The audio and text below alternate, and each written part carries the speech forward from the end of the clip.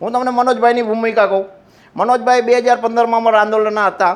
પહેલી રેલી મોરબીમાં નીકળી, અમે 6 જણાને કીધેલું ભાઈ તારે તેથી કોંગ્રેસમાં હતા કે કોંગ્રેસને ભાજપ રાજકારણમાં કોઈ જોડાવાનું નથી, તમારે નહીં આવવાનું. પણ પછી અંડા ગંડા કરીને 3-4 મહિનામાં એ સુપર હીરો થઈ અને સુપર માણા થઈને હાર્દિકભાઈના નજીક વહી ગયા. હાર્દિકભાઈ અમે બધા લડતા હતા, બધા લડતા. સમાજના 10,000 યુવાના આંદોલનમાં લડતા.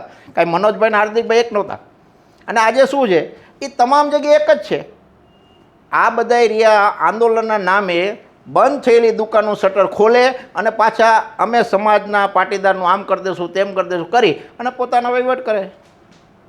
એટલે આ બધામાં આર્થિક કઈ લાભ થાય છે એવું તમારું કહેવું છે? તો શું તમે એમ માનો છો આ સેવા કરવા જાય છે?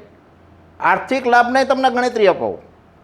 આ વરુણભાઈ પટેલ, મનોજભાઈ પનારા જે છે એને એક 15 વર્ષના અંદર 2015 અત્યાર સુધીને તે પહેલાં 5 વર્ષ એને પૂછજો તમે શું ધંધો કરો છો, અત્યારે શું ધંધો કરે છે. એને શું કોઈ કાપડની દુકાન છે, કોઈ કારખાનું છે, કોઈ બીજી કાંઈ ધંધાની આવક છે? એ લોકો ભાઈ પૂછજો તમારા નામનું કે જીએસટી નંબર છે કોઈ દી લીધેલો ધંધા માટે? ધંધો તો કર્યો જ નથી. આ જ કરવું છે. સમાજના ખમે બંદૂક ફોડી અવરા અંડા ગંડા કરીને વહીવટ કરવા છે. એ જેના આવકનું સાધન છે. બીજું બતાવો મને તમે કેની પાસે ફેક્ટરી છે? એક પણ પાસે જીએસટી નંબર નહીં હોય. જે દૂધની લારી, ચાની લારી આપતો એની પાસે જીએસટી નંબર છે, આમની પાસે નહીં હોય. પૂછો સરકારને કોઈ દી 1 રૂપિયો ભર્યો છે? તો શું સરકારને આન તેન ભાજપને સમાજને ખોટી વાત છે. આ ધંધો જ કરે છે.